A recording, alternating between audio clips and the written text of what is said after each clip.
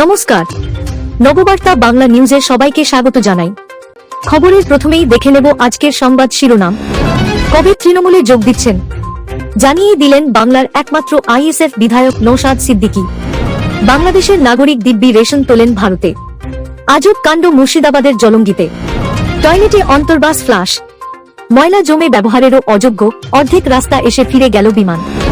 10 মাস পর ক্ষমতায় এসে তৃণমূলের মুসলিম বিধায়কদের চ্যাঙ্গলা করে রাস্তায় ফেলব, চরম হুঁশিয়ারি শুভেন্দু অধিকারী। এবার তৃণমূলের বিরুদ্ধে কড়া ব্যবস্থা, বন্ধ করে দেওয়া হবে রেজিস্ট্রেশন। তুঙ্গে জল্পনা, মালদহ মেডিকেলে হঠাৎ সিবিআই হানা, ঘর থেকেই গ্রেপ্তার হাসপাতালের বড় কর্তা।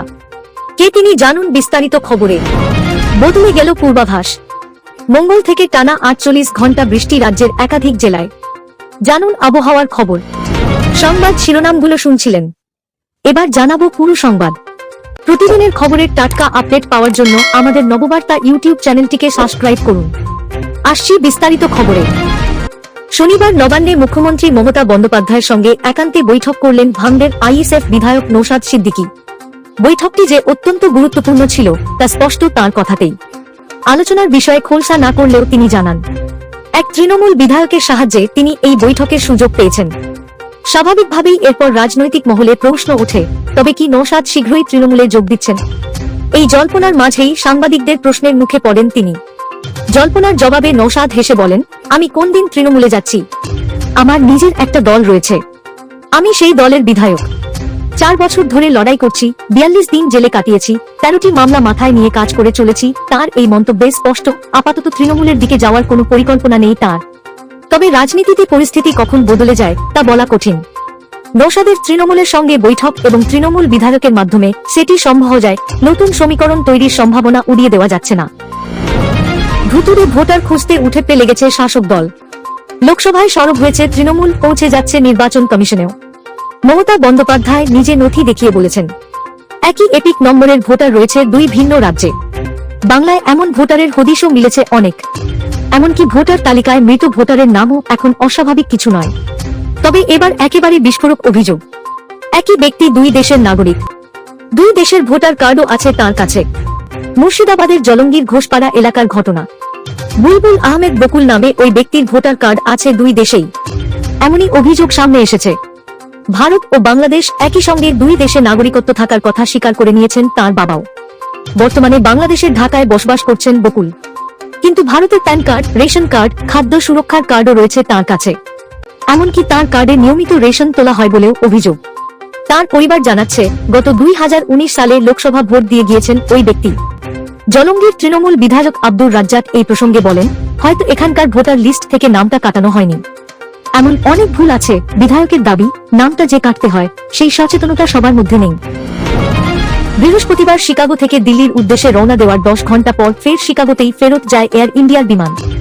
সোমবার এ নিয়ে অবশেষে বিবৃতি দিল উড়ান সংস্থা। শৌচাগার অত্যন্ত অপরিষ্কার থাকার কারণেই দিল্লিগামী বিমান ফিরে যায় বলে জানালো এয়ার ইন্ডিয়া। যাত্রীদের সুবিধার কথা ভেবেই আর দিল্লি না এনে বিমান ফিরিয়ে নিয়ে যাওয়ার সিদ্ধান্ত নেওয়া হয় বলে জানাল সংস্থা। উড়ান সংস্থা আরও জানায়, শিকাগোয় ফের অবতরণের পর সমস্ত যাত্রীদের জরুরি ভিত্তিতে নানান সহযোগিতা করা হয়েছে। হোটেলে বন্দোবস্ত থেকে শুরু করে দিল্লিগামী বিকল্প বিমানের ব্যবস্থা করে দেওয়া হয়েছে। তবে এই প্রথম নয়, এর আগেই এয়ার ইন্ডিয়ার বিমানে ব্ল্যাঙ্কেট, অন্তর্বাস, ডায়াপারও মিলেছে বলে দাবি সংস্থার। অন্যান্য বিমানেও সেস ফ্লাশ করার চেষ্টা হয়েছে বলে জানায় এয়ার ইন্ডিয়া। পাশাপাশি যাত্রীদের শৌচাগারে কেবল শৌচকার্যটুকু করার জন্যই আর্জি জানিয়েছে সংস্থা। গত বুধবার সকাল 11টায় প্রায় 300-রও বেশি যাত্রী নিয়ে শিকাগো থেকে দিল্লির উদ্দেশ্যে উড়েছিল বিমানটি। আটলান্টিক মহাসাগরের উপর দিয়ে গ্রিনল্যান্ডের উপকূল পেরোতেই বিমানটি ঘুরিয়ে দেওয়া হয়। রাত 9টার দিকে ফের শিকাগোয় ফেরত আসে বিমানটি। অবশেষে তার কারণ জানিয়ে সোমবার এয়ার ইন্ডিয়া জানালো, শৌচাগার ব্যবহারের অযোগ্য হয়ে পড়াতেই ওই সিদ্ধান্ত নেওয়া হয়েছে। 10 মাস পর বাংলার ক্ষমতায় আসবে বিজেপি। শুধু এটুকু ভবিষ্যৎবাণীতে সীমাবদ্ধ না থেকে মঙ্গলবার বিধানসভার বাইরে সাংবাদিক বৈঠক থেকে বিরোধী দলনেতা শুভেন্দু অধিকারী এও জানিয়ে দিলেন, ক্ষমতায় আসার পর বিজেপির এজেন্ডা কি হবে। শুভেন্দুর কথায়, আগামী বিধানসভা ভোটে বিমান বন্দ্যোপাধ্যায়, মমতা বন্দ্যোপাধ্যায়কে হারাবো। আর ওদের দলের যে সব মুসলিম বিধায়ক জিতে আসবে তাদের চ্যাঙ্গলা করে 10 মাস পরে এই রাস্তায় ফেলবো। তৃণমূলের সরকারকে সাম্প্রদায়িক সরকার, সাম্প্রদায়িক পুলিশ, মুসলিম লীগ 2 সম্বোধন করে বিরোধী দলনেতার অভিযোগ, বিধানসভার ভেতরে যা হচ্ছে তা শুধু বেপরোয়া নয়, অসাংবিধানিক। এরা বাংলার হিন্দু জনগণকে উপরে ফেলতে চাইছে। এই অধ্যত্ত দিল্লিতে কেজরিওয়াল করেছিল বলে ওখানকার মানুষ আপকে উপড়ে ফেলেছে। আগামী বছর বাংলাতেও তাই হবে জানিয়ে তীব্র শোরগোল তৈরি হয়েছে বাংলার রাজনৈতিক মহলে। পাল্টা হিসেবে শাসক দল কি প্রতিক্রিয়া জানায় সেটাই দেখার। এই রাজ্যে তৃণমূল সরকারের আমলে যেভাবে অসামাজিক কার্যকলাপ বাড়ছে এবং যেভাবে সাধারণ মানুষ আক্রান্ত হচ্ছেন, তাতে শাসকের বিরুদ্ধে সোচ্চার বিরোধীরা। আর সেই জায়গায় দাঁড়িয়ে এবার এভাবেই চলতে থাকলে নির্বাচন কমিশনের এই তৃণমূল দলের রেজিস্ট্রেশন বন্ধ করে দেওয়া উচিত বলে দাবি করলেন বিজেপি নেতা দিলীপ ঘোষ, যাকে কেন্দ্র করে গিয়েছে রীতিমতো শোরগোল পড়ে গিয়েছে রাজ্য রাজনীতিতে। প্রসঙ্গত এদিন এই ব্যাপারে দিলীপ ঘোষকে একটি প্রশ্ন করা হয়, আর সেই প্রশ্নের উত্তর দিতে গিয়ে তিনি বলেন, তৃণমূল দলে সমাজ বিরোধীদের দাপট বাড়ছে, একে অপরকে খুন করছে, তাই সেই জায়গায় দাঁড়িয়ে এই তৃণমূল দলের রেজিস্ট্রেশন রদ করে দেওয়া উচিত, তাহলে এরা সব সঠিক শাস্তি পাবে।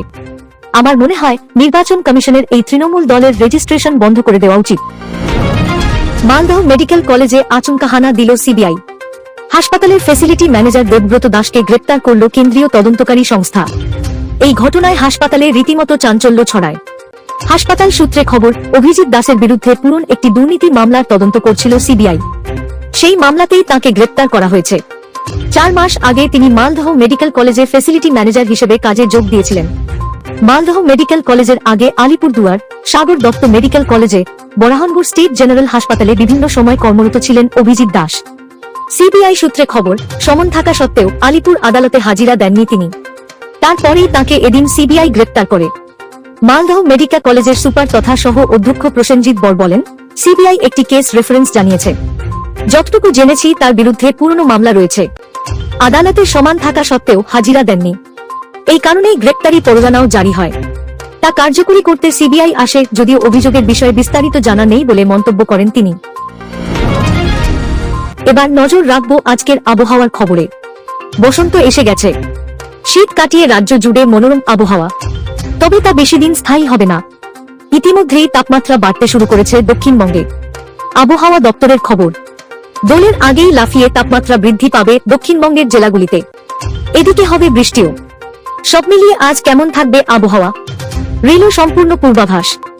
আবহাওয়া দপ্তর জানাচ্ছে, দক্ষিণবঙ্গের জেলাগুলিতে আপাতত দোল পর্যন্ত সকাল ও রাতের দিকে হালকা শীতের আমেজ থাকবে।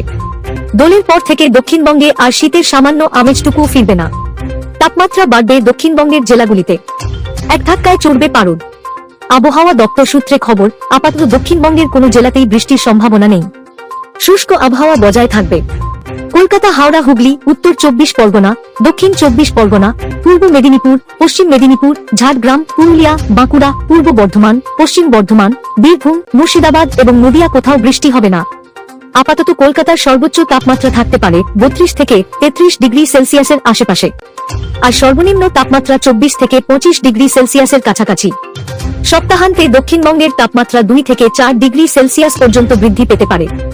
আপাতত কলকাতা সহ দক্ষিণবঙ্গের জেলাগুলিতে আকাশ পরিষ্কার থাকবে। উত্তরবঙ্গের ধীরে ধীরে ফিকে হচ্ছে শীতের আমেজ। আবহাওয়া দপ্তর জানাচ্ছে, আজ সেভাবে বৃষ্টি হবে না উত্তরবঙ্গের কোথাও, তবে বৃষ্টির সম্ভাবনা রয়েছে বুধবার ও বৃহস্পতিবার। বজ্রবিদ্যুৎ সহ মাঝারি বৃষ্টির সম্ভাবনা রয়েছে কোচবিহার, দার্জিলিং, জলপাইগুড়ি এবং কালিম্পংয়ে। পরবর্তী সংবাদ দেখার আমন্ত্রণ জানিয়ে এখনকার মতো শেষ করছি। নববার্তা বাংলা সংবাদ দেখতে এবং অথেন্টিক টাটকা খবরের জন্য চ্যানেলটিকে সাবস্ক্রাইব করে রাখুন। ধন্যবাদ সবাইকে।